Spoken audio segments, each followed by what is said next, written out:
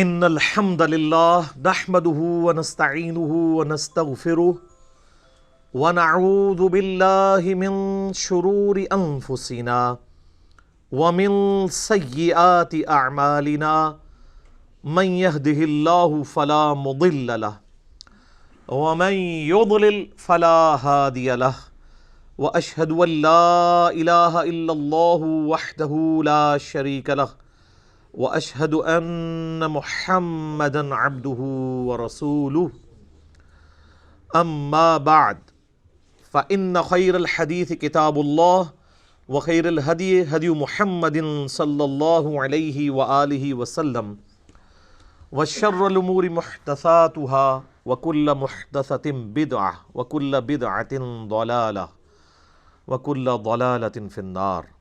اعوذ باللہ السمیع العلیم من الشیطان الرجیم بسم اللہ الرحمن الرحیم رب اشرح لی صدری ویسر لی امری واحلل عقدۃ من لسانی یفقہوا قولی.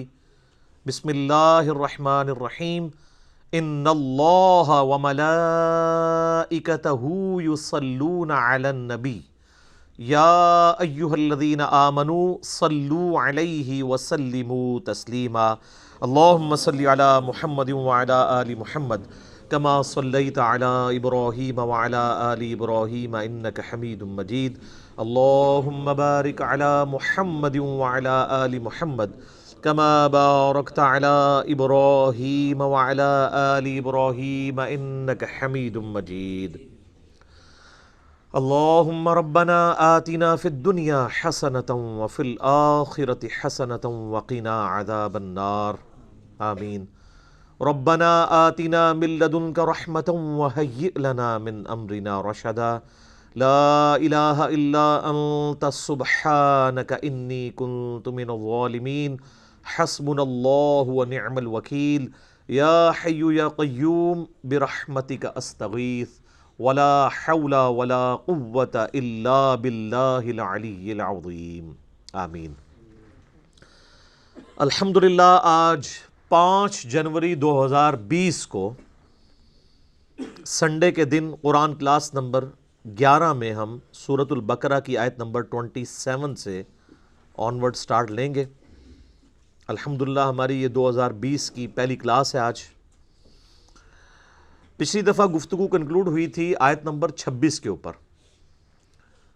جس میں اللہ تعالیٰ نے قرآن حکیم پر اٹھائے جانے والے ایک اعتراض کو ایڈریس کیا تھا کہ لوگ قرآن پر یہ اعتراض کرتے ہیں، اس زمانے کے لوگ اور آج بھی جن لوگوں کے دماغ میں کیڑا ہے، کہ اللہ تعالیٰ نے جو قرآن حکیم میں مچھر کی یا مکڑی کی یا مکھی کی مثالیں جو بیان کی ہیں، تو اس سے مقصد کیا ہے؟ یہاں تو مچھر کا ذکر ہے، اس سے پہلے مکڑی اور مکھی کی مثال آ چکی تھی. مکڑی کے نام پہ تو پوری صورت ہے، سورۃ العنکبوت. کافروں کے ایمان کو مکڑی کے جالے سے تشبیہ دی گئی تھی. اور مکھی کی مثال آئی تھی سورہ الحج کے اندر، کہ جن لوگوں کو اللہ کے سوا یہ لوگ مشکل کشا سمجھ رہے ہیں، معبود سمجھ رہے ہیں، ان کی تو اتنی سکت بھی نہیں ہے کہ وہ مکھی اگر ان سے کوئی چیز لے کر اڑ جائے تو اس سے واپس لے سکیں. ایک مکھی بھی پیدا نہیں کر سکتے اور نہ مکھی کی چوری کردہ شے کو واپس لے سکتے ہیں. تو کافروں نے اعتراض کیا کہ اللہ تو اتنا بڑا ہے، اللہ تعالیٰ تو اتنا بڑا عالم ہے، تو وہ کیوں مثالیں ایسی بیان کرتا ہے چھوٹی چھوٹی؟ تو اس پہ اللہ تعالیٰ نے فرمایا تھا کہ اللہ تعالیٰ اس بات سے حیا محسوس نہیں کرتا کہ وہ مچھر یا اس سے بھی کسی حقیر چیز کی مثال بیان کرے، کیونکہ اللہ کا مقصد کسی کے اوپر علم کا روب ڈالنا نہیں ہے بلکہ بات کو سمجھانا ہے. اور پھر ساتھ ہی اللہ تعالیٰ نے ٹونٹ کے طور پہ یہ بات کی کہ یہ ہم اس لیے مثالیں بیان کر رہے ہیں کہ تاکہ اہل ایمان جو ہیں وہ تو اس کو قبول کر لیں گے، ان کے ایمان میں اضافہ ہوگا. اللہ تعالیٰ اس طرح کی مثالوں سے بہت سے لوگوں کو ہدایت دیتا ہے اور بہت سے لوگوں کو گمراہ کرتا ہے. اچھا، یہ آیت لوگوں نے پکڑی ہوئی ہے، یضل بہ کثیرا ویہدی بہ کثیرا. اور یہ قرآن نہیں پڑھنا چاہیے، قرآن پڑھ کے کوئی گمراہ بھی ہو سکتا ہے. جس کا یہ عقیدہ ہے کہ قرآن گمراہ کرنے والی کتاب ہے وہ تو کافر ہے، کیونکہ قرآن گمراہی کے لیے تو آئی نہیں ہے، یہ تو ہدی للناس ہے۔ سورہ البقرہ میں ہے ہدی للناس وبینات من الہدی والفرقان، یہ پوری انسانیت کے لیے ہدایت ہے، اور اس میں ہدایت کے روشن دلائل ہیں، اور یہ حق اور باطل میں تمیز کرنے والی کتاب ہے، الفرقان۔ اور یہ الفرقان جو ہے یہ صرف کتاب نہیں ہے، جس شخص پہ یہ نازل ہوئی ہے ان کے بارے میں صحیح بخاری میں حدیث ہے، محمد فرق بین الناس، محمد صلی اللہ علیہ وآلہ وسلم لوگوں میں حق اور باطل کے اعتبار سے فرق ہے۔ تو ہمارے محبوب صلی اللہ علیہ وآلہ وسلم بھی الفرقان ہے، اور ان پہ جو کتاب نازل ہوئی یہ بھی الفرقان ہے، یعنی حق اور باطل میں تمیز کرنے والی کتاب۔ اب ان آیات کے ہوتے ہوئے کوئی یہ کہے کہ قرآن لوگوں کو گمراہ کرتا ہے، تو وہ اپنے دماغ کا علاج کروائے۔ یہ آیت یہ بیان ہو رہی تھی کہ جو لوگ قرآن کا مذاق اڑاتے ہیں، قرآن پہ ایمان نہیں رکھتے، قرآن کی دعوت کو قبول نہیں کرتے، وہ گمراہ ہوتے ہیں، کیونکہ یہ جب مثال بیان ہوگی ایمان والے قبول کر لیں گے، ان کو ہدایت مل جائے گی، اور جب قرآن میں مثال کا کوئی انکار کرے گا وہ گمراہ ہو جائے گا۔ یعنی قرآن نے اسے گمراہ نہیں کیا، بلکہ وہ قرآن کا انکار کر کے گمراہ ہوا۔ دیکھیں کس بڑے لیول کا یہ دھوکہ دیتے ہیں۔ اسی طرح کا ایک دھوکہ انہوں نے دیا ہوا ہے جو سورۃ الجمعہ میں آتا ہے، علماء یہود کی مثال۔ اللہ نے فرمایا یہ گدھوں کی مثال ہے، جیسے گدھے کے اوپر کتابیں لادی گئی ہوں۔ تو وہ کہتے ہیں جو کتابی باتیں کرے، جو کتابوں کے حوالے دے، تو وہ تو گدھے پہ بھی کتاب لاد دی جائے۔ اچھا، گدھے پر کتاب لادنے کی مثال اللہ نے اس لیے دی کہ گدھا کتاب پڑھ نہیں سکتا، نہ اس سے استفادہ کر سکتا ہے۔ تو وہ علماء یہود جن کے پاس اولڈ ٹیسٹمنٹ موجود تھی، تورات اور زبور موجود تھی، یا کرسچنز جن کے پاس نیو ٹیسٹمنٹ انجیل موجود تھی، ان کتابوں سے وہ نبی صلی اللہ علیہ وآلہ وسلم کے بارے میں جو پروفیسیز تھیں، پیش گوئیاں تھیں، ان کو پڑھ کے آپ علیہ السلام کی دعوت پہ لبیک کہتے، لیکن انہوں نے ان کتابوں سے استفادہ نہیں کیا، گویا کہ وہ ان گدھوں کی مانند ہیں کہ جیسے گدھے کے اوپر کتاب لاد دی جائے نا، تو گدھا کتاب تو پڑھ نہیں سکتا، صرف بوجھ ہی اٹھائے پھرتا ہے۔ تو کتاب کا مقصد تھا استفادہ کرنا، تو اللہ نے علماء یہود کو استفادہ نہ کرنے کی وجہ سے کہا ہے کہ یہ گدھوں کی مثال ہے۔ تو معذرت کے ساتھ ہمارے علماء کے لیے یہ مثال بیان ہوئی ہے۔ وہی خرابیاں یہاں بھی پیدا ہوں گی نا، بخاری مسلم میں حدیث آتی ہے، جو کتابوں سے استفادہ کر رہا ہے وہ گدھے کی مثال نہیں ہے، کیونکہ گدھا تو کتاب نہیں پڑھ سکتا۔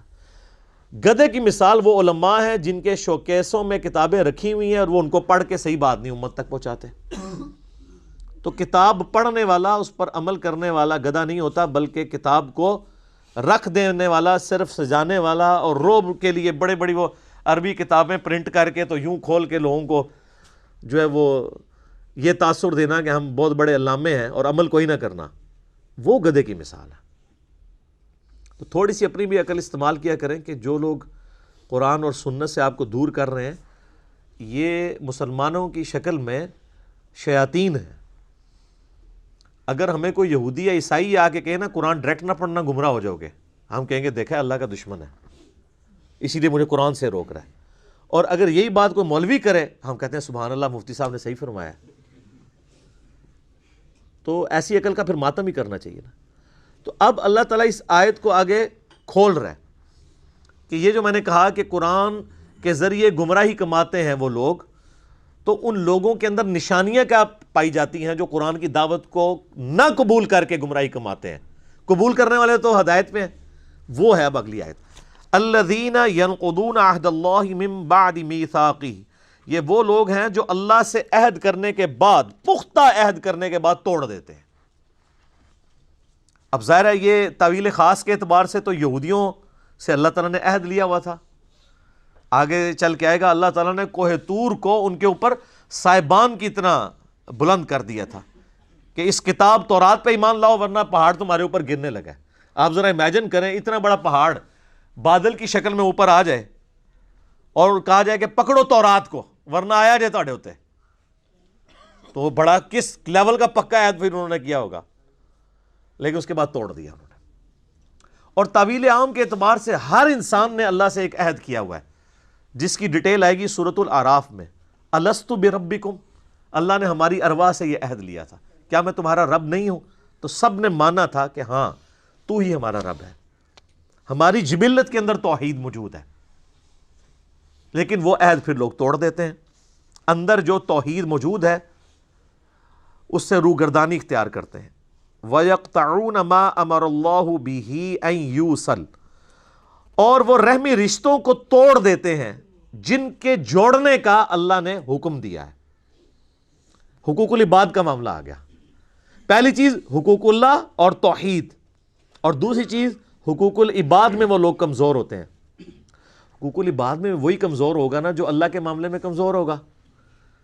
اگر اسے سورۃ النساء کی آیت پتہ ہوگی کہ جو لوگ یتیموں کا مال نہ حق ہڑپ کر رہے ہیں وہ اپنے پیٹ میں دوزخ کی آگ بھر رہے ہیں، جو آگ اس وقت تو ہمیں نہیں جلا رہی لیکن ڈورمنٹ پوزیشن میں ہے، آخرت کے اندر یہ ایکٹیو ہو جائے گی۔ تو ڈاکٹر اسرار صاحب اکثر کہا کرتے تھے رحمہ اللہ تعالی کہ جو دنیا میں صرف مورل لاز جو ہے وہ ایسے ہیں جو ایکٹیو نہیں ہیں، فزیکل لاز سارے ایکٹیو ہیں۔ اگر کسی کی زبان پہ انگارہ رکھ دیا جائے زبان جل جائے گی، لیکن حرام کا لقمہ رکھا جائے، آپ خنزیر بھی بے شک زبان پہ رکھ لیں زبان نہیں جلے گی، کیونکہ وہ مورل لاز ہیں۔ وہ آخرت میں جا کے وہ ایکٹیو ہو جائیں گے۔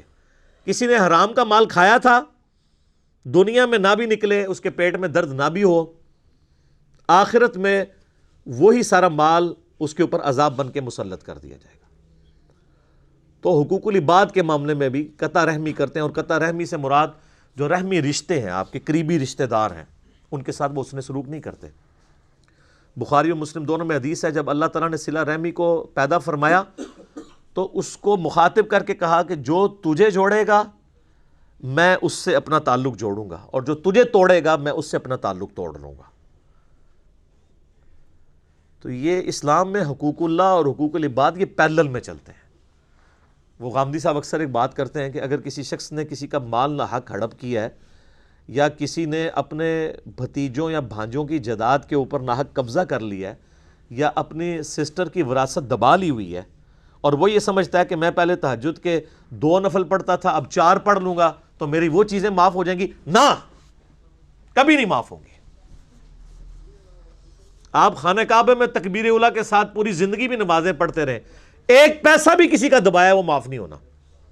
بخاری اور مسلم دونوں میں حدیث ہے، جس نے ایک بالش زمین بھی کسی کی دبائی 7 زمینوں کا توق اس کے گلے میں ڈال دیا جائے گا قیامت والے دن۔ 7 زمینوں کا توق صرف ایک بالش، 9 انچ زمین۔ یہاں لوگ پورے مکان ہڑپ کر جاتے ہیں، پلاٹ ہڑپ کر جاتے ہیں لوگوں کے، اور وہ لوگ یہ سمجھتے ہیں کہ ہم 1 لاکھ بندوں کا دسترخوان چلا کے جو ہم نے لوگوں سے زبردستی زمینیں ہتھیائی ہیں اور اپنی ہاؤسنگ سکیمز بنائی ہوئی ہیں، یہ 1 لاکھ لوگوں کو روزانہ کھانا کھلانا، 1 ارب لوگوں کو بھی روزانہ کوئی کھانا کھلائے، اللہ کو فرق نہیں پڑتا۔ اللہ کے کرائٹیریا ہی بالکل ڈیفرنٹ ہے۔ یہ امپریس ہو جانا کسی کی نیکی سے، یہ تو میرا آپ کا معاملہ ہے نا۔ اسی لیے مسلم شریف میں حدیث ہے، اللہ تمہاری شکلوں اور مال کو نہیں دیکھتا، دلوں اور اعمال کو دیکھتا ہے۔ یہ کیا کس لیے تھا؟ شکل جتنی مرضی معصوم نورانی بنا لو، مال جتنا مرضی اللہ کی راہ میں خرچ کر دو، اللہ نے تو یہ چیک کرنا ہے یہ کیا ہے، کس چکر میں کر رہا ہے۔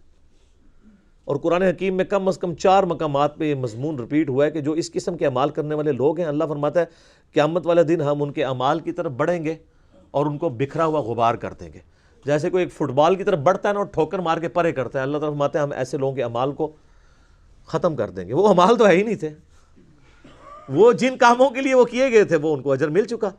مسلم شریف کی حدیث جو ہے ایک لٹکتی ہوئی تلوار ہے کہ قیامت والے دن نبی علیہ السلام فرماتے ہیں، صحیح مسلم میں حدیث موجود ہے، ایک سخی کو، ایک شہید کو اور ایک قاری کو بلایا جائے گا۔ قاری کو اللہ بلا کے کہے گا تجھے قرآن کا علم دیا تھا، اس کے بدلے تو نے میرے لیے کیا کیا؟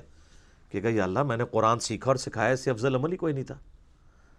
اللہ تعالیٰ فرمائے گا تو نے اس لیے سب کچھ کیا کہ لوگ تجھے کہیں بڑا علامہ ہے، بڑا قاری ہے، تو دنیا میں تجھے اجر مل چکا ہے، جس کام کے لیے تو نے ایفرٹ پٹ کی تھی تو نے اجر کما لیا، میرے ہاں کوئی اجر نہیں، الٹا منہ کر کے دوزخ میں۔ پھر ایک سخی کو بلایا جائے گا، اللہ فرمائے گا اتنا مال دیا تھا کیا کیا؟ کہے گا یا اللہ میرے دسترخوان چلتے تھے، غریبوں کو بانٹتا تھا، میں آئے دن میں سیلاب کے اندر جا کے میں وہ چیک کاٹ کے دیا کرتا تھا، کتنے لوگوں کا خرچہ میں نے اٹھایا ہوا تھا۔ اللہ تعالیٰ فرمائے گا یہ تو نے سب کچھ اس لیے کہ کیا لوگ تجھے کہیں بڑا سخی ہے، بڑا اللہ کی راہ میں خرچ کرنے والا ہے، تو لوگوں نے خوب تیری تعریف کی ہے نا دنیا میں، تو بس یہی اجر تھا، میرے پاس کوئی اجر نہیں اب تیرے لیے، الٹا منہ کر کے دوزخ میں۔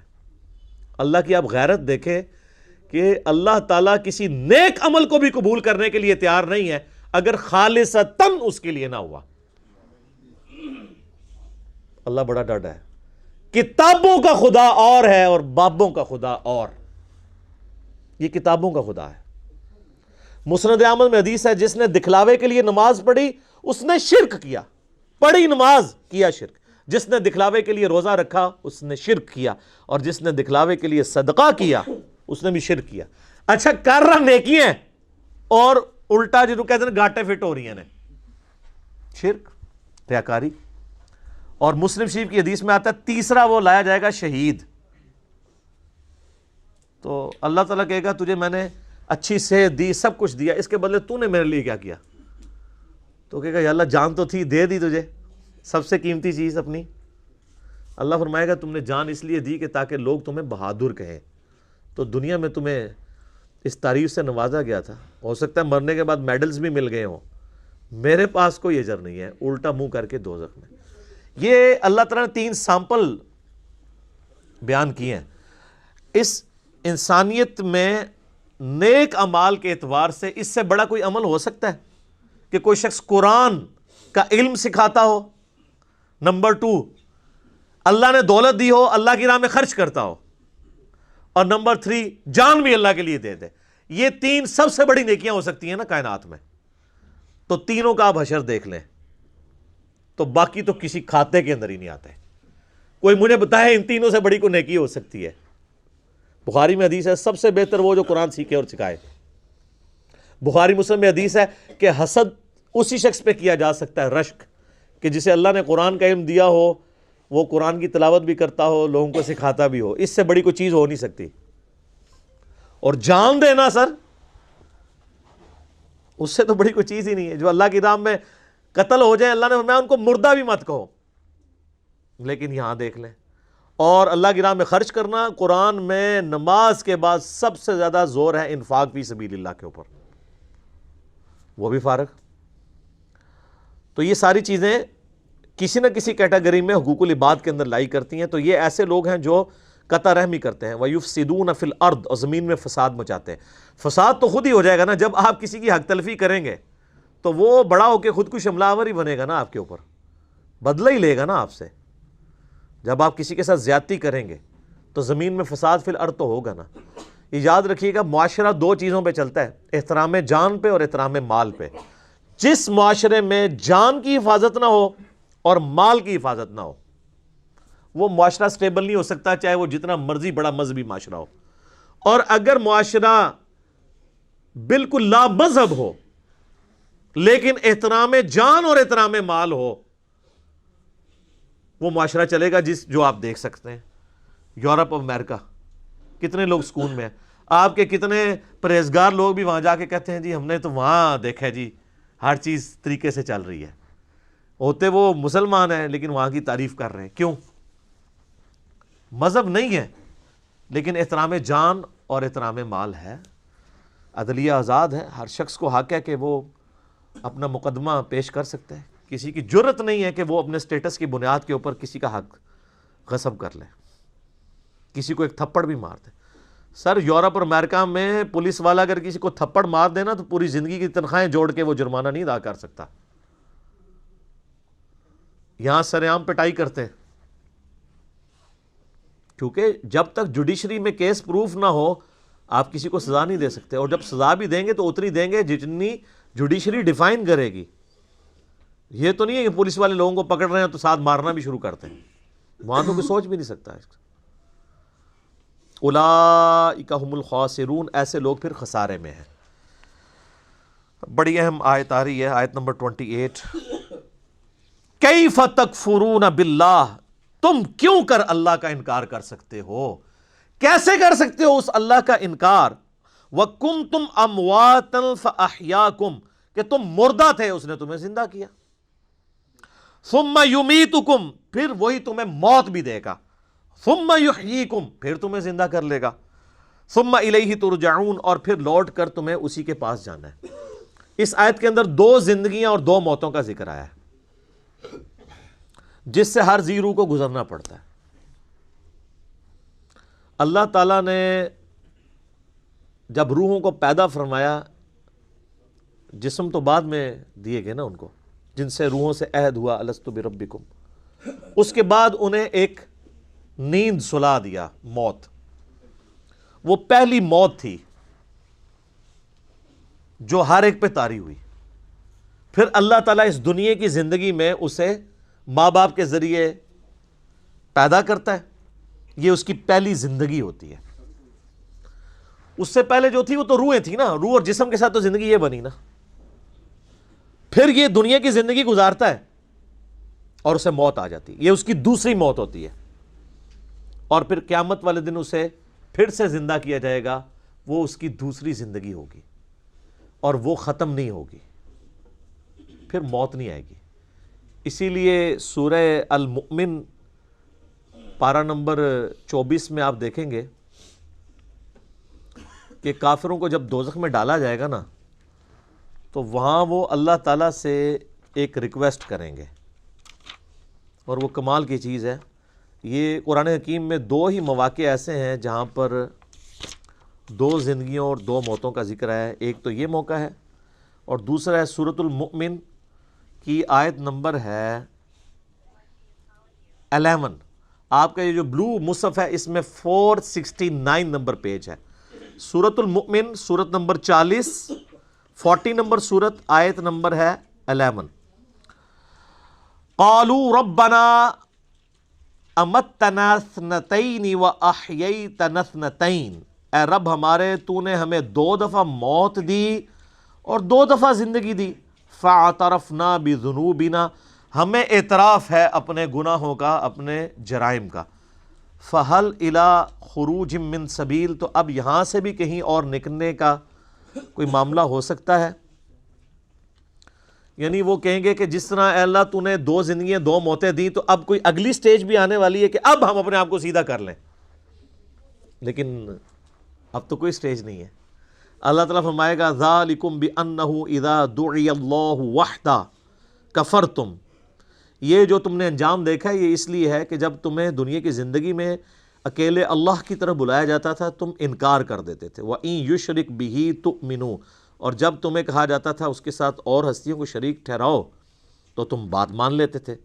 فَالْحُكْمُ لِلَّهِ الْعَلِيِّ الْكَبِيرِ، تو اب حکم تو اس اللہ کا ہے جو بلند و بالا ہے اور بڑائی والا ہے۔ یعنی اب کوئی اس کے بعد سٹیج نہیں، یعنی یہی 4 سٹیجز ہیں۔ پہلی موت جو اللہ نے ارواح کو سلا دیا، اس کے بعد پہلی زندگی جب جسم دے کے ماں باپ کے ذریعے دنیا میں ظہور ہوا، اور پھر دنیا کی زندگی گزار کے کسی کو جوانی میں موت، کسی کو بڑھاپے میں موت، اور اس کے لیے موڈ کوئی بھی ہو سکتا ہے۔ کوئی ایئر کریش میں مرے گا، کوئی ہارٹ کے فیلئر سے مرے گا، کوئی گردوں کے فیلئر سے مرے گا، کوئی کسی شیر کے منہ میں چلا جائے گا، کوئی روڈ ایکسیڈنٹ میں مر جائے گا۔ ایگزٹ ہر بندے کا اس دنیا سے، تو وہ دوسری موت ہوگی اس کی۔ اور پھر دوسری زندگی ہے قیامت والے دن، جس کے بعد موت نہیں آنی۔ بخاری میں حدیث ہے کہ میدان محشر میں لا کے موت کو مینڈے کی شکل میں ذبح کیا جائے گا۔ جنتی جو ہیں وہ گھبراتے ہوئے جنت کے کنارے آئیں گے، اور دوست کی خوشی کے ساتھ دوزخ کے کنارے آئیں گے کہ شاید ہمیں کوئی نکالا جا رہا ہے، کیونکہ ندا دی جائے گی کہ ایک سرمنی ہو رہی ہے، آ جاؤ دیکھ لو۔ اور وہ سرمنی یہ ہوگی کہ موت کو قتل کیا جائے گا، اور پھر اللہ تعالیٰ کی طرف سے کہا جائے گا کہ اب جو جنت میں خوشخبری ہے ان کو موت نہیں آنی، اور جو دوزخی ہیں ان کے لیے عبرت ہے۔ اب عبرت کیا ہے؟ اب ہمیشہ کی ناکامیاں مقدر ہیں کہ ان پہ بھی موت نہیں آنی۔ تو ان پہ ایسی مایوسی طاری ہوگی جو کبھی طاری نہیں ہوئی ہوگی، کیونکہ اب امید کی آخری کرن بھی ختم ہو گئی نا۔ سورہ الفرقان میں آتا ہے نا کہ وہ موت اللہ طرف مانگے گا، ایک نہیں ہزاروں موتیں آج مانگو، موت نہیں تمہیں آئے گی، کیونکہ موت سے وہ سمجھیں گے کہ معاملہ ٹل جائے، تو موت نہیں آئے گی۔ اللہم اجرنا من النار، اللہم من احییتہ منا فاحیی علی الاسلام ومن توفیتہ منا فتوفہ علی الایمان۔ تو اللہ تعالیٰ بتا ہے پھر زندہ کر کے تمہیں اپنے رب کی طرف لوٹایا جائے گا۔ آپ دیکھیں یہ ابھی 4 رکوع مکمل نہیں ہوئے اور پورے قرآن کا خلاصہ، الہامی کتابوں کا خلاصہ، انبیاء کی دعوت کا خلاصہ، زندگی کا مقصد، سب کچھ سورۃ البقرہ کے پہلے 4 رکوعوں کے اندر کور ہو گیا۔ هو الذی خلق لکم ما فی الارض جمیعا، وہی اللہ ہے جس نے زمین میں ہر چیز تمہارے لیے پیدا کی ہے، یعنی یہ سب کچھ انسان کے لیے پیدا ہوا ہے۔ ایک ویسے وہ ضعیف روایت بھی ہے نا المستدرک الحاکم میں نبی الاسلام کے بارے میں کہ اگر میں تجھے نہ پیدا کرتا تو یہ کائنات پیدا نہ کرتا۔ اصول محدثین پہ روایت صحیح نہیں ہے، لیکن پرنسپلی یہ بات درست ہے کہ زمین و آسمان یہ سب چیزیں اللہ نے انسان کے لیے پیدا کی ہیں ایز اے اسپیشیز۔ سورہ ہود میں بھی آتا ہے، اور اس لیے کہ لیبلوکم ایکم احسن عملا، سورۃ الملک میں بھی آتا ہے تاکہ تمہیں آزمایا جائے کہ کون تم میں سے اچھے اعمال کرتا ہے۔ تو یہاں پہ بھی اللہ تعالیٰ ہمارا ہے کہ ہم نے جتنا کچھ زمین میں سب کچھ انسان کے لیے پیدا کیا ہے، اور دیکھیں سر ہر چیز انسانیت کی خدمت میں لگی ہوئی ہے۔ آپ کسی چیز کا ذکر کریں، ہم آپ کو سائنٹیفکلی پروف کریں گے کہ وہ انسان کی خدمت میں ہے۔ سورج انسان کی خدمت میں ہے، سورج کی تپش کی وجہ سے سمندروں کا پانی ایویپوریٹ ہوتا ہے اور وہ بارش کی شکل میں ہم پہ برستا ہے، گلیشیئرز کی فارم میں برف باری ہوتی ہے پہاڑوں کے اوپر، اور وہ سٹوریج ٹینک ہیں اللہ کے۔ ورنہ سمندر سے اگر آپ کو یہاں پانی لانا پڑے 1000 کلومیٹر دور تو مصیبت نہ بن جائے۔ تو وہ فری میں وہاں سے پانی پہنچ رہا ہے شمالی علاقوں میں، وہاں پہ گلیشیئرز، اور پھر اسی سورج کی تپش سے وہ گلیشیئر پگھلتے بھی ہیں۔ اگر آپ کو گلیشیئر پگھلانے پڑ جائیں تو کتنی انرجی چاہیے؟ آپ کے تو گھر کی گیس نہیں روٹی پکانے کے لیے پوری ہو رہی، ان گلیشیئرز کو کون پگھلا سکتا ہے؟ اور پھر وہ جب گلیشیئرز پگھلتے ہیں تو زمین کے اوپر بھی دریا چلتے ہیں اور زمین کے نیچے بھی سوتوں میں دریا چلتے ہیں۔ سینکڑوں تربیلا ڈیم کے برابر تو پنجاب صرف زمین سے پانی نکال رہا ہے، وہ اللہ کے بنائے ہوئے ڈیم ہے۔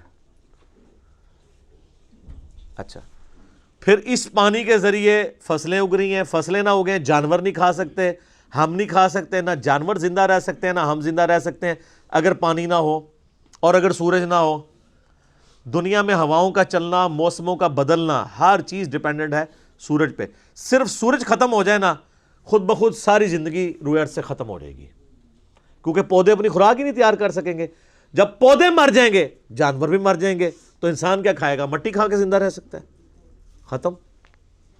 تو اللہ تمہارے زمین میں ہر چیز میں نے تمہارے لیے پیدا کی ہے، اور اس میں امپلائڈ ہے کہ تمہیں اپنے لیے پیدا کیا ہے۔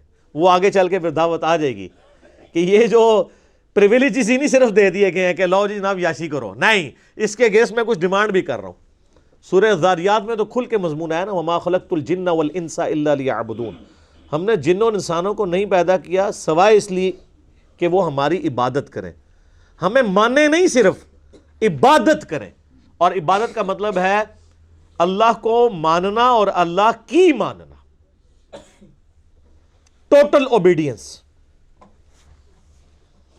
ثم استوى الى السماء، پھر اللہ تعالیٰ آسمان کی طرف متوجہ ہوا یا مستوی ہوا، فسواہن 7 سماوات، اور پھر آسمانوں کو 7 آسمان بنا دیا، وَهُوَ بِكُلِّ شَيْءٍ عَلِيمٌ، اور وہ ہر چیز کو اپنے علم کے ذریعے گھیرے ہوئے ہے۔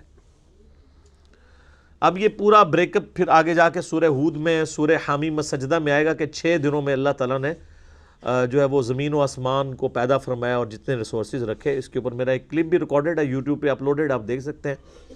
آج میں اس بحث میں نہیں پڑھوں گا۔ تو یہ جو استوا الی السماء ہے، ہم اس کو اللہ کے سپرد کرتے ہیں کہ جیسا کہ اس کی شان کے لائق ہے، اس کا بلند ہونا، اس کی کیفیت میں ہم نہیں پڑھ سکتے، یہ متشابہات میں سے ہے۔ اب میرے بھائیوں، ہمارے ماں باپ کا ذکر خیر شروع ہوا چاہتا ہے یہاں سے۔ یہ ہے امپورٹنٹ رکوع۔ پہلے 3 رکوعوں میں تو اللہ تعالیٰ نے سب کچھ کور کیا۔ پہلے انسانیت کی جو 3 کیٹیگریز ہیں ان کو ایڈریس کیا، کون کون سی؟ مؤمن، کافر اور منافق۔ اور اس کے بعد قرآن حکیم کو اس اعتبار سے پیش کیا کہ کوئی کتاب ایسی پیش کر سکتے ہو تو پیش کرو، تم عاجز آ جاؤ گے، یہ اللہ کی طرف سے نازل ہوئی ہے۔ پھر اس کتاب کے اس کو بھیجنے والے نے اور ہمیں پیدا کرنے والے نے ہمیں کیوں پیدا کیا، اس کتاب کو بھیجنے کا مقصد کیا تھا۔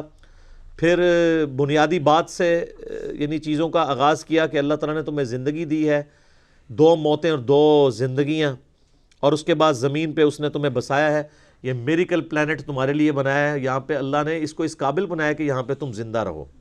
اور یہ تو میں موٹی موٹی ابھی باتیں کر رہا ہوں نا، یہ تو 1 گھنٹہ بولا جا سکتا ہے۔ سائنٹسٹ اسے کہتے ہیں fine tuning, millions of fine tuning صرف روئے ارض کے اوپر ہیں، ملینز میں، کروڑوں کی تعداد میں۔ ان میں سے ایک فائن ٹیوننگ بھی ڈسٹرب ہو جائے نا، صرف سورج اور زمین کا فاصلہ ڈسٹرب ہو جائے نا، تب بھی یہ زمین پہ ساری مخلوقات تباہ و برباد ہو جائے، یا بہت سردی ہو جائے گی یا بہت گرمی ہو جائے گی، دونوں شکل میں یہاں پہ کوئی نہیں زندہ چیز رہ سکتی۔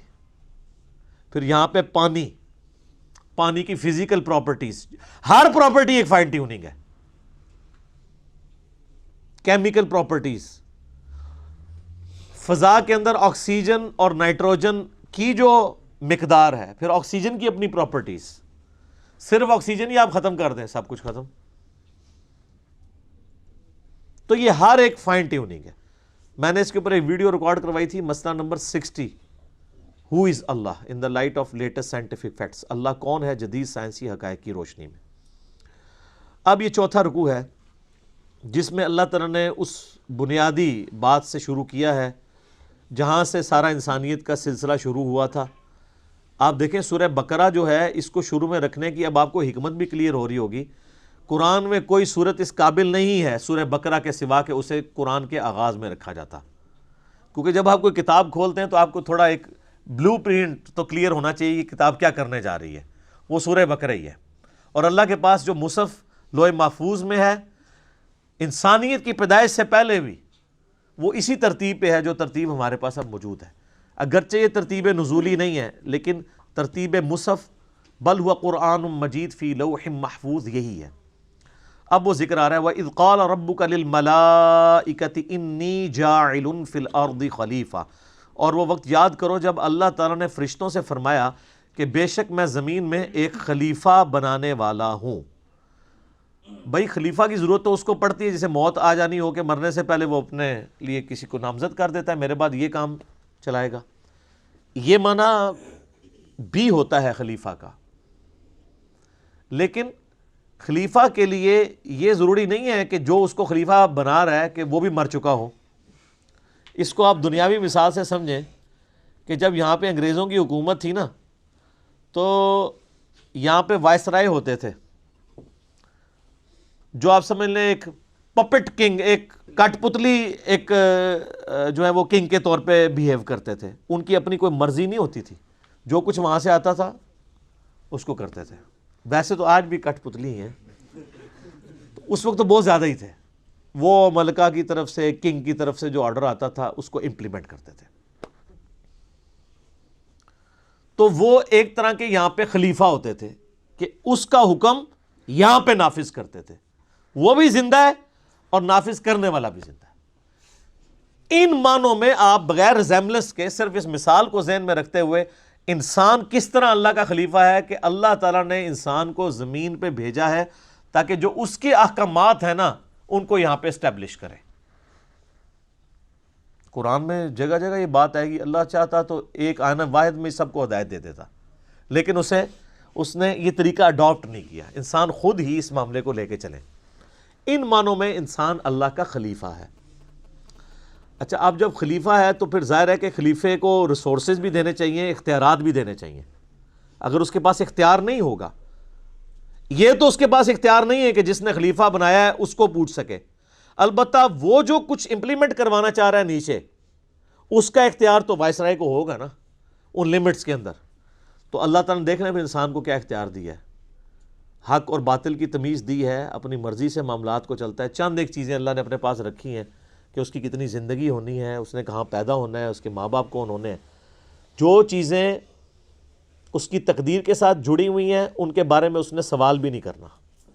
لیکن جو چیزیں اس نے آپ کے اختیار کے اوپر چھوڑ دی ہیں ایک ایک چیز کے بارے میں، وہ تو ہے وَمَن يَعْمَلْ مِثْقَالَ ذَرَّةٍ خَيْرًا يَرَهُ فَمَن يَعْمَلْ مِثْقَالَ ذَرَّةٍ خَيْرًا يَرَهُ وَمَن يَعْمَلْ مِثْقَالَ ذَرَّةٍ شَرًّا يَرَهُ۔ ذرے کے برابر بھی نیکی ہے وہ بھی پکڑی جائے گی کہ ہاں یہ ہے جی تولو اس کو، یہ بھی اس نے کی ہوئی ہے، اور ذرے کے برابر گناہ ہے وہ بھی نہیں چھپ سکے گا۔ اکثر لوگ پوچھتے ہیں نہیں وہ اللہ تعالیٰ چاہتا تو ہم نیک ہو جاتے، وہ تقدیر کے اوپر چیزوں کو ڈالتے ہیں۔ تقدیر پہ صرف وہ چیزیں آپ ڈالیں گے جو اللہ تعالیٰ نے آپ سے نہیں پوچھنی۔ مثلا کسی شخص سے اللہ نے پوچھنا ہے کہ تو افریقہ میں کیوں پیدا ہوا ہے اور تو یورپ میں کیوں پیدا ہوا ہے، تیرا قد اتنا کیوں تھا، نہیں پوچھنا۔ محکمات پوچھی جائیں گی جن چیزوں کا اللہ نے حکم دیا ہے، تو یہ امپلائڈ ہے کہ جس کا حکم دیا اس کا اختیار بھی دیا ہے۔ ویسے کوئی انسان اپنے آپ کو دھوکہ دے علیحدہ بات ہے، وہ کہتے ہیں نہیں شیطان نہیں نماز پڑھنے دیتا، تو میں اس کی مثال دیتا ہوں۔ آج اگر گورنمنٹ اناؤنسمنٹ کرے کہ جو فجر کی نماز تکبیر اللہ سے پڑھے گا تو 1,00,000 روپے کا چیک لے لے فی نماز، تو سارے دنیا کے شیاطین مل کے ایک بندے کی بھی فجر نہیں چھڑا سکتے۔ آپ جس کے بارے میں گمان کر سکتے ہیں کہ اٹھ ہی نہیں سکتا، وہ یہ جی شروع تو انجی ہے یہ آنکھ ہی نہیں کھل دی، تکو جناب کس نے آنکھ کھل دی ہوتی، تو یہ اپنے آپ کو دھوکہ دے رہے ہیں۔ شیطان کبھی بھی ٹینجیبل آ کے فزیکلی سامنے آ کے نہیں آپ کو ورگلائے گا، زبردستی نہیں پکڑنے کی کوشش کرے گا۔ تو اللہ تعالیٰ نے زمین پہ انسان کو خلیفہ بنانے کا ارادہ کیا تو فرشتوں سے فرمایا، تو فرشتوں کی ظاہر ہے کہ اب فرشتوں سے جب بات کر رہے ہیں تو ظاہر ہے انہوں نے بھی آگے اپنی یعنی ایک ان پٹ دی، قالوا اتجعل فیہا من یفسد فیہا، ان کا کہ اے اللہ تو ایسے کو زمین پہ خلیفہ بنانے لگا ہے جو اس میں فساد کرے گا، وَيَسْفِكُ الدِّمَاء، اور اس میں خون ریزی کرے گا۔ اچھا اب اس کے اوپر بڑی بحثیں ہوتی ہیں کہ یہ فرشتوں کو کیسے پتہ چل گیا۔ بعض لوگ تو فرشتوں کا علم غیب اس سے ثابت کر رہے ہیں، حالانکہ علم غیب کا تو کچا چٹا آگے کھل جائے گا۔ جب حضرت آدم کو اللہ نے چیزوں کے نام بتا دیے تو وہ ان کو کوئی نہیں آئے فرشتوں کو۔ یہ فرشتوں کی اسیسمنٹ تھی، اس لیے کہ فرشتوں کا یہ ماننا تھا کہ وہ اللہ ہی ہے، کہ جس کے پاس اختیار ہو تو وہ اپنے اختیار کو مس یوز نہیں کرے گا۔ مخلوق چونکہ ناقص ہے، اگر مخلوق کو بھی وہ اختیار دیا گیا تو وہ اس کو پرفیکشن کے ساتھ یوز نہیں کریں گے، وہ شر کا ہی غلبہ ہوگا، خیر کا نہیں ہوگا۔ فرشتے تو خود چونکہ سراپا خیر ہیں، ان میں شر ہے ہی نہیں ہے۔ ایک یہ توجیہ ہے جو اصل توجیہ ہے، اور ایک توجیہ یہ بھی ہو سکتی ہے جس کو سپورٹ قرآن حکیم کسی حد تک کرتا ہے۔ سورۃ الحجر کے اندر آتا ہے کہ اللہ تعالیٰ نے جنوں کو انسانوں سے پہلے پیدا کیا تھا، اور جن بھی صاحب اختیار مخلوق ہے، اور جنات بھی آپس میں وہی حرکتیں کرتے تھے لڑنے مرنے والی، تو فرشتوں نے اسی پر قیاس کیا کہ جس طرح جنات کر رہے ہیں یہ بھی یہی کچھ کرے گا، اور ساتھ انہوں نے کہا وَنَحْنُ نُسَبِّحُ بِحَمْدِكَ، اور اے اللہ ہم تو تیری تسبیح تیری حمد کے ساتھ کر رہے ہیں، وَنُقَدِّسُ لَكَ، اور تیری پاکی بھی بیان کر رہے ہیں۔ یعنی اگر مقصد یہی ہے کہ تو نے اپنی عبادت کے لیے پیدا کرنا کسی مخلوق کو، تو ہم سے زیادہ کون عبادت کر رہا ہے؟ ہمارے ہوتے ہوئے کسی اور مخلوق کو کیوں پیدا کیا جا رہا ہے؟ لیکن فرشتوں کو یہ بات نہیں پتہ تھی کہ فرشتے وہ مخلوق ہیں جو اپنی مرضی سے عبادت نہیں کر رہے، بلکہ بلٹ فار عبادت ہے، وہ بائی ڈیفالٹ جسے کمپیوٹر کی لینگویج میں کہا جاتا ہے۔ ان میں تو اختیار ہی نہیں نافرمانی کا۔ شیطان نے بھی اس لیے نافرمانی کی کہ وہ جنوں میں سے تھا۔ سورہ الکہف میں آئے گا نا، کان من الجن ففسق عن امر ربی، وہ جنوں میں سے تھا اس لیے اس نے اپنے رب کی نافرمانی کی، ورنہ فرشتہ ہوتا تو نافرمانی نہ کرتا۔ قرآن میں جگہ جگہ یہ مضمون ہے کہ فرشتے تو اللہ کی حکم عدولی کرتے ہی نہیں ہیں۔ قال انی اعلم ما لا تعلمون، تو اللہ نے فرمایا میں وہ کچھ جانتا ہوں جو تم نہیں جانتے۔ مراد یہ کہ میرا یہ ایک پلان ہے اور مجھے پتا ہے میں کیا کر رہا ہوں۔ سر آپ بڑے قیمتی ہیں، اللہ تعالیٰ کو انسان اتنا عزیز ہے کہ اسے یعنی فرشتے بھی ویسے عزیز نہیں ہیں۔ آپ کا مقدمہ فرشتوں کے ساتھ اللہ تعالیٰ لڑ رہا ہے کہ مجھے پتا ہے میں نے کیوں بندے بنائے ہیں، حالانکہ اللہ کو بھی پتا تھا کہ کوئی کورونا ایک داڑا ہی نکلنا ہے بندے کا پتر، لیکن سر وہ ایک بندہ جو نکلنا ہے نا، وہ بندہ جبرائیل پہ بھی بھاری ہے، کیونکہ جبرائیل تو اپنی مرضی سے خدا کو مانے ہوئے ہے. اسی لیے میں کہتا ہوں کہ حضرت جبرائیل علیہ السلام اگر مجھے کہنا کہ میرے ساتھ ایمان ایکسچینج کر لو تو میں کبھی بھی نہ کروں. یہ جو انسان کو اللہ نے خوبی دی ہے نا کہ انسان اپنی مرضی سے اپنے رب کو چوائس کرتا ہے. سر یہ حسرت تو جبرائیل کے دل میں ہمیشہ ہی رہے گی کہ میں نے رب کو اپنی مرضی سے نہیں چنا بلکہ رب نے مجھے چنا ہوا ہے. انسان کسی کے لیے کمٹمنٹ شو کرے اپنی مرضی سے، جو اس کا مزہ ہے وہ کسی اور چیز کا مزہ ہو سکتا ہے. وَعَلَّمَ آدَمَ الْأَسْمَاءَ كُلَّهَا، تو اللہ تعالیٰ نے آدم علیہ السلام کو ہر چیز کے نام سکھا دیے. پوٹینشلی ہر چیز کا نام اللہ تعالیٰ نے حضرت آدم علیہ السلام کو سکھا دیا. یہی وہ ایکوائرڈ نالج ہے، فزیکل فینامنا آف نیچر کا علم. شروع میں آپ کوئی بھی چیز ڈسکور کرتے ہیں تو اس کا نام ہی رکھتے ہیں نا. جب بھی کوئی چیز ڈسکور ہوتی ہے تو اس کا نام رکھا جاتا ہے. لوہا دریافت ہوا تو اس کو انسانیت نے نام دیا. کوئی جانور دریافت ہوتا ہے جو پہلے علم میں نہیں، اس کو نام دیا جاتا ہے. کوئی دھات دریافت ہوتی ہے، کوئی پیریوڈک ٹیبل میں آپ کو پتہ ہے اب تو کمپلیٹ ہو چکا ہے، تو وہ جو بھی چیز ڈسکور ہوتی ہے اس کو نام دیا جاتا ہے. تو پوٹینشلی اللہ تعالیٰ نے آدم علیہ السلام کو چیزیں سکھا دی تھیں، لیکن وہ آہستہ آہستہ انسانیت نے ترقی کی ہے. وہی علم جو ہے وہ جو پوٹینشلی، یعنی ان کے اندر یہ پوٹینشل موجود تھا، ایکسپلور ہونے میں دیکھ لیں 10,000 سال لگ گئے. اور آج دیکھ لیں انسان کا علم کہاں پہ پہنچ چکا ہے. عقل دنگ ہے. آج سے 100 سال پہلے کا انسان زندہ ہو جائے تو وہ پاگل ہو جائے کہ انسان وہ سمجھ لے کہ یہ جنت ہی ہے. ہر چیز کس طریقے سے کنٹرول کی ہوئی ہے. الیکٹرانکس کی دنیا میں جو ایکسپلوژن ہوا ہے، پوری انسانی تاریخ میں اتنی ترقی نہیں ہوئی جتنی پچھلے 50 سالوں کے اندر ہوئی ہے. تو یہ ایکوائرڈ نالج، سائنس کا علم، چیزوں کے نام سکھا دیے. ثم عرضهم علی الملائکہ، پھر اللہ تعالیٰ نے فرشتوں پہ اس کو پیش کیا. فقال انبئونی باسماء هؤلاء ان کنتم صادقین. تو اللہ نے فرمایا اگر تم سچے ہو نا تو مجھے ان چیزوں کے نام بتا دو. یعنی جو میں نے پلان سوچا ہوا تھا، تم یہ سمجھتے ہو کہ یہ پلان درست نہیں تھا یا بہتر نہیں تھا، تو میرے پلان میں جو چیز ہے اب مجھے ان چیزوں کے نام بتاؤ جو میں نے اس کو کیپیبلٹی دی ہے اس انسان کو جو تمہیں نہیں دی ہے. تو انہوں نے سیدھی سیدھی بات کر دی.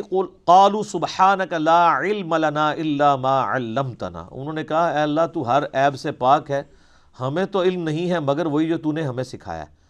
اب میرا معصومانہ سوال ہے کہ حضرت جبرائیل کو چیزوں کے نام نہیں آتے تو اولیاء اللہ جو آپ نے بنائے ہوئے ہیں وہ کہتے ہیں دل کے حال جانتے ہیں، ان کی کیا اوقات ہے؟ حضرت جبرائیل تو صرف فرشتے نہیں ہیں، فرشتوں کے پیغمبر ہیں، عام انسانوں سے تو افضل ہیں. تو وہ حضرت آدم کے دل کا حال جان لیتے نا. آدم کو تو سکھا دیے تھے نا. آدم کے تو دل میں وہ نام آ گئے تھے نا، تو جو دل کا حال پڑھ لیتے ہیں تو وہ کہتے ہیں یا اللہ ابھی پڑھ کے بتا دیتے ہیں. جب شیخ عبد القادر جنانی دل کا حال پڑھ لیتے ہیں تو ہم تو فرشتے ہم نہیں پڑھ سکتے. ابھی آدم کا دل پڑھ کے آپ کو بتاتے ہیں کہ آپ نے کیا کچھ سکھایا ان کو. سب کچھ کہانی ہے. قرآن کے ہر صفحے پہ اتنی بڑی بڑی چپیڑیں ہیں سب کانٹیننٹ انڈیا، پاکستان اور بنگلہ دیش کی فرسودہ نظریات کے اوپر. اس لیے انہوں نے ایسے بالکل صحیح ٹوٹکا آپ کو بتایا کہ قرآن پڑھنا نہیں ہے، اس کے سوا چارہ ہی کوئی نہیں ان کے پاس. یہ رسک لے بھی نہیں سکتے. ترجمے بھی صرف برکت کے لیے کیے ہیں. میں آپ کو صحیح بتا رہا ہوں. آپ بہار شریعت کھول کے دیکھیں، فقہ حنفی کا انسائکلوپیڈیا ہے نا اردو زبان کے اندر، مفتی امجد علی صاحب نے لکھا ہے، اعلیٰ حضرت احمد صاحب ریلوی صاحب کے خلیفہ ہیں. تو جب نماز کا چیپٹر شروع ہے نا، وہ ہر چیپٹر سے پہلے نا جو ٹاپک ڈسکس کرتے ہیں نا اس پہ احادیث لے کے آتے ہیں. طہارت کا چیپٹر ہوگا تو بخاری مسلم سے احادیث لے کے آئیں گے، وضو کے اوپر، غسل کے اوپر، ان ساری چیزوں کے اوپر. اسی طریقے سے حج کا چیپٹر آئے گا، احادیث لے کے آئیں گے. نماز کا جب چیپٹر آیا نا تو اس پہ بھی حدیثیں لے کے آئے، لیکن حدیثیں کون سی کہ نماز پڑھنے سے گناہ معاف ہو جاتے ہیں، پتوں کی طرح جھڑ جاتے ہیں. اب آگے نماز کا طریقہ بھی تو لکھنا چاہیے تھا نا ان کو. تو وہ حدیثیں چھوڑ دی، باقی جتنی بخاری مسلم میں حدیثیں تھیں ساری ایک جگہ جمع کر دیں، لیکن ضمیر تو ملامت کرتا ہے نا. تو اینڈ پہ جا کے لکھا کہ یہ احادیث ہم صرف برکت کے لیے لکھ رہے ہیں، رہا ان احادیث کی روشنی میں نماز کا طریقہ اخذ کرنا تو وہ ہمارا کام ہی نہیں. ہمارے بزرگوں نے بہت عرصہ پہلے یہ کام کر دیا، ہمیں اسے دوبارہ کرنے کی ضرورت نہیں ہے. وہ بزرگ جو بہت عرصہ پہلے کام کر کے گئے نا، وہ کام کر کے نہیں گئے، کام پا کے گئے نا. تو یہ اندھا تھا جب بخاری مسلم سے حدیثیں لکھ رہا تھا، اس کو نہیں پتا تھا کہ نماز کا طریقہ، جب تم فضائل لکھ رہے ہو نماز کا طریقہ بھی اسی بخاری مسلم سے لکھو نا، اور پھر بتاؤ کہ بزرگ کام ڈال کے گئے ہیں۔ تو اصول برکت کے لیے وہ کہتے، اس میں لکھا ہے کہ ہم یہ برکت کے لیے لکھ رہے ہیں، کوئی یہ نہ سمجھے کہ اس سے ہم نے نماز کا طریقہ اخذ کرنا ہے۔ تو قرآن بھی جو ترجمے ہوئے ہیں برکت کے لیے ہوئے ہیں، اس سے کوئی یہ نہ سمجھے کہ اس کو پڑھ کے اس پہ عمل بھی کرنا ہے۔ قالوا سبحانک لا علم لنا الا ما علمتنا، انہوں نے کہا اللہ تو پاک ہے، ہمیں تو بس اتنا ہی پتا ہے جتنا تو نے ہمیں سکھایا ہوا ہے، ہم تو دل کا حال نہیں کسی کا جان سکتے، علم غیب نہیں ہے۔ انک انت العلیم الحکیم، بے شک تو ہی ہے علم والا اور حکمت والا۔ پھر اللہ نے کہا قال یا آدم، اے آدم، انبئہم باسمائہم، ان کو ذرا بتا دو نا ان چیزوں کے نام۔ تو آدم علیہ السلام کو تو اللہ تعالیٰ نے سکھائے ہوئے تھے، تو انہوں نے پھر وہ نام بتا، فلما انبأہم باسمائہم، تو جب آدم علیہ السلام نے ان چیزوں کے نام بتا دیے، یعنی جو بھی اللہ نے ایک سامپل کے طور پہ چیزوں کے نام پوچھے تھے، تو اللہ نے فرمایا قال الم اقل لکم انی اعلم غیب السماوات والارض، تو اللہ تعالیٰ نے فرمایا کہ میں نہ کہتا تھا کہ میں زمین و آسمانوں کے غیب کو جاننے والا ہوں، وَأَعْلَمُ مَا تُبْدُونَ وَمَا كُنْتُمْ تَكْتُمُونَ، اور میں جانتا ہوں جو کچھ تم ظاہر کرتے ہو اور جو کچھ تم چھپاتے ہو۔ یہاں بھی علم غیب کا اللہ نے بتا دیا کہ غیب کا علم میرے پاس ہے، اور جتنا علم میں کسی کو سکھاؤں گا اس کو آئے گا، اور جس کو میں نے نہیں سکھایا ہوگا کسی کی کوئی کمپیٹنسی نہیں ہے کہ وہ حاصل کر سکے۔ اور میں جانتا ہوں جو کچھ تم ظاہر کرتے ہو اور جو کچھ تم چھپاتے ہو۔ اچھا، اس سے ایک بات تو یہ پتہ چلی کہ آدم علیہ السلام کو اللہ تعالیٰ نے فضیلت دی ہے علم کی بنیاد کے اوپر، وجدان، عشق، یہ جو آپ کو کوئی کہانیاں کرائی ہوئی ہیں ان پہ نہیں، علم کی بنیاد پہ۔ اور ہمارے نبی علیہ السلام کو سورہ طٰہٰ میں اللہ تعالیٰ نے یہ حکم دیا کہ آپ دعا کیا کریں قل رب زدنی علما، اے رب ہمارے، اے میرے رب میرے علم میں اضافہ کر دے۔ تو اللہ تعالیٰ کہ میں جانتا ہوں جو کچھ تم ظاہر کر رہے ہو جو کچھ تم چھپاتے ہو۔ اب جو ظاہر کر رہے تھے وہ تو ہمیں بھی پتہ چل گیا کہ وہ کیا کہنا چاہ رہے تھے کہ یا اللہ ہم تیری عبادت کرنے والے ہیں، کافی ہیں، یہ زمین میں فساد کرے گا، لڑائی جھگڑا کرے گا۔ اور جو تم چھپاتے ہو، یعنی تمہارے دل کے اندر بھی اگر کوئی خیال آتا ہے، انہ علیم بذات الصدور، سینوں کے چھپے ہوئے رازوں کو جاننے والا۔ یہاں پہ شائبہ ہوتا ہے اس بات کا کہ فرشتوں کی خواہش یہ تھی کہ انہیں خلیفہ بنایا جائے، ان کے اندر کہیں چھپی ہوئی خواہش موجود تھی۔ تو اللہ نے فرمایا کہ یہ جو کچھ تم کہہ رہے ہو نا، جو تم کہہ رہے ہو وہ بھی مجھے پتہ ہے، جو تہاڈے اندر خواہش ہے نا وہ بھی مجھے پتہ ہے۔ اس میں یعنی ایک اشارہ ملتا ہے۔ ظاہر ہے وہ جو مقدمہ جس طرح لڑ رہے ہیں، اب وہ ڈائریکٹ تو نہیں کہہ سکتے تھے کہ یا اللہ ہمیں خلیفہ بنا دے، ظاہر ہے اللہ تو مالک ہے، تو مالک کے ساتھ گفتگو کرتے ہوئے ایک ڈیکورم کے اندر ہی اپنا میسج کنوے کیا جاتا ہے نا کہ اللہ اس کو بنا رہا ہے، یہ تو یہ ہے، یہ تو یہ ہے، اس میں تو یہ ہے، یہ ہے۔ تو مراد یہ ہے کہ اسی بھی ہیں، سانو بھی کنسیڈر کرو۔ تو وہ اللہ نے فرمایا کہ جو تم ظاہر کر رہے ہو وہ مجھے پتا ہے، جو تمہارے اندر ہے، جو تمہارے اندر اگر کوئی خواہش چھپی ہوئی ہے نا تو وہ بھی مجھے پتا ہے۔ وَإِذْ قُلْنَا لِلْمَلَائِكَةِ اسْجُدُوا لِآدَمَ، اور جب ہم نے کہا فرشتوں سے کہ سجدہ کرو آدم کو، فَسَجَدُوا إِلَّا إِبْلِيسَ، تو سب سجدے میں گر پڑے سوائے ابلیس کے۔ ابلیس یعنی جو جیلس ہونے والا ہے، حسد کرنے والا۔ اچھا، یہاں پہ یہ حکم نہیں آیا کہ ہم نے فرشتوں اور ایک جن کو حکم دیا، یہ تغلیب کا قاعدہ ہے۔ قرآن میں 7 مقامات پہ قصہ آدم اور ابلیس آیا ہے۔ سورہ البقرہ میں بھی آیا ہے، اس کے بعد سورۃ الاعراف میں آئے گا، سورہ الکہف میں، سورہ بنی اسرائیل میں، سورہ طٰہٰ کے اندر، سورہ صاد کے اندر۔ لیکن ایک ہی موقع ہے قرآن میں جہاں پہ یہ بات آئی ہے کہ وہ جن تھا اس لیے سجدہ نہیں کیا۔ 6 مقامات پہ یہ پتہ ہی نہیں چلتا کہ فرشتوں کو حکم ہوا ہے تو ایک فرشتہ کیوں باغی ہو گیا ہے، جبکہ قرآن جگہ جگہ آتا ہے فرشتے باغی نہیں ہوتے۔ اس لیے میں کہتا ہوں قرآن کا ایک صفحہ بھی اگر آپ نکال دیں نا تو قرآن ہدایت کے لیے کافی نہیں ہوگا۔ اور وہ سورۃ الکہف میں ہے کان من الجن، وہ جنوں میں سے تھا، ففسق عن امر ربی، اس لیے اس نے اپنے رب کی نافرمانی کی۔ اگر وہ فرشتہ ہوتا تو کبھی بھی نافرمانی نہ کرتا. وہ جنوں میں سے تھا. ابا واستکبر، وہ اکڑ گیا اور تکبر کیا، انکار کیا اس نے اور تکبر کیا. وکان من الکافرین، اور یوں وہ کافروں میں داخل ہو گیا. اور ایک ترجمہ یہ ہے کہ وہ ہے ہی کافر تھا. مراد یہ کہ اس کے اندر کی یہ جو تکبر تھا اس کو کھولنے کا سبب یہ واقعہ بنا، ورنہ وہ اندروں ہے ہی کچھ سی، اس پہ مشکل وقت نہیں آیا تھا. جس طرح معذرت کے ساتھ آپ دیکھتے ہیں ہمارے جو پولیٹیکل لیڈرز ہیں، جب وہ اپوزیشن میں ہوتے ہیں تو ماشاءاللہ لگتا ہے کہ ان سے زیادہ کوئی امت کا خیر خواہ ہی نہیں ہے، اور جن جن باتوں کے اوپر وہ حکمرانوں کو ٹانٹ کر رہے ہوتے ہیں، جب وہ خود حکومت میں آتے ہیں ان حکمرانوں کی طرح وہ بھی بلکہ اس سے بھی بڑھ کر برے طریقے سے بہیو کر رہے ہوتے ہیں. تو ہم بھی یہ کنکلوڈ کر سکتے ہیں کہ یہ اصل میں یہ بھی اندر سے یہی کچھ ہی تھے. ہاں ایکسپوز اس وقت ہوئے کہ جب ان کے اوپر بھی وہی وقت آیا. جب تک مشکل وقت نہیں آئے گا تو کیسے پتہ چلے گا؟ غزوہ تبوک نہ ہوتی تو منافقین اور مومنین کا فرق کیسے پتہ چلتا؟ غزوہ احد نہ ہوتی تو عبداللہ ابن ابی جو 300 بندے لے کے الگ ہو گیا تھا تو کیسے پتہ چلتا کہ ماشاءاللہ نعرے مارنے والوں میں 300 بندہ جو ہے منافق ہے؟ کیسے پتہ چلتا؟ 1000 میں سے 300 نکل گیا. عبداللہ ابن مسعود کہتے ہیں کہ اگر یہ غزوہ احد کا یہ واقعہ نہ ہوا ہوتا، کوئی مجھ سے پوچھتا تو میں قسم اٹھا کے کہہ سکتا تھا کہ نبی علیہ السلام کے صحابہ میں کوئی بھی منافق نہیں ہے. لیکن میں تو حیران ہو گیا کہ 300 بندے تو احد میں ہی نکل گئے، 1000 میں سے 300 نکل گئے، آلموسٹ 1/3 ہی نکل گئے نا. تو جب مشکل وقت آتا ہے پھر پتہ چلتا ہے کہ کون کون محبوب کی امت میں سے ہے.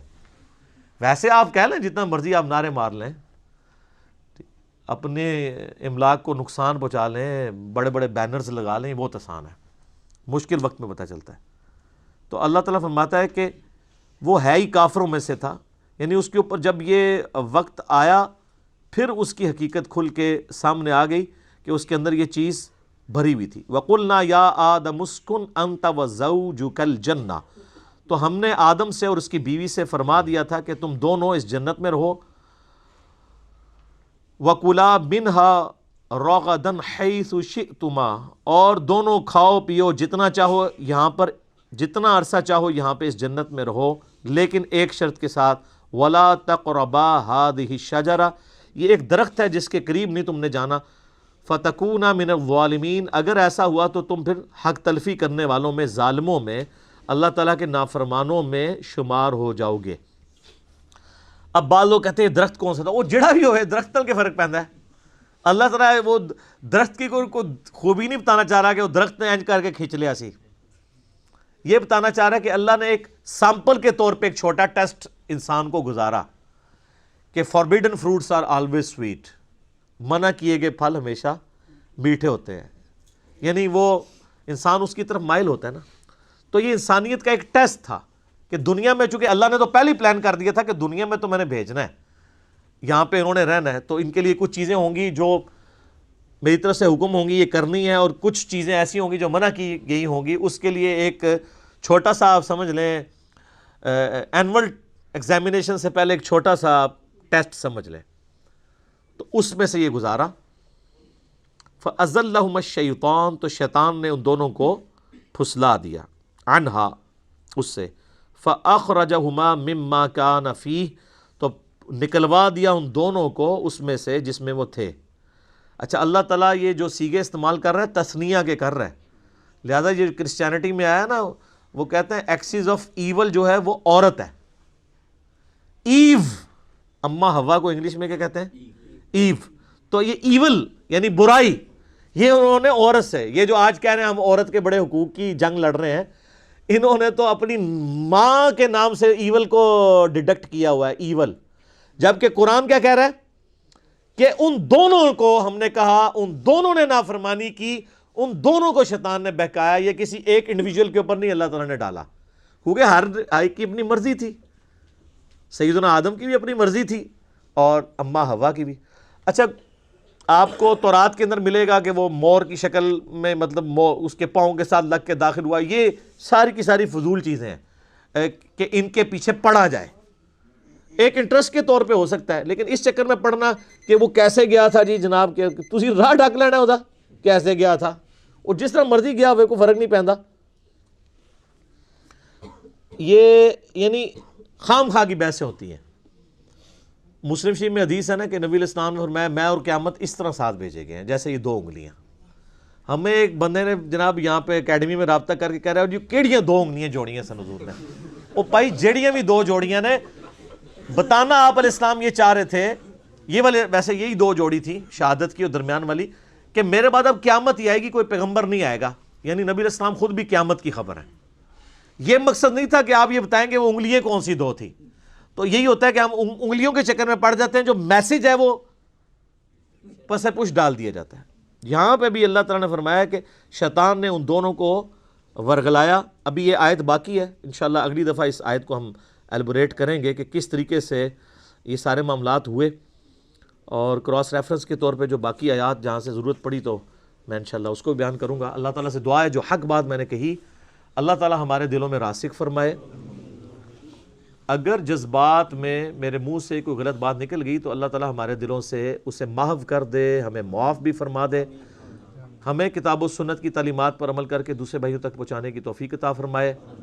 اللہم صلی علی محمد وعلی آل محمد کما صلیت علی ابراہیم وعلی آل ابراہیم انک حمید مجید. اللہم بارک علی محمد وعلی آل محمد کما بارکت علی ابراہیم وعلی آل ابراہیم انک حمید مجید. سبحانک اللہم وبحمدک اشہد ان لا الہ الا انت استغفرک واتوب الیک وما علینا الا البلاغ المبین. جزاکم اللہ خیرا.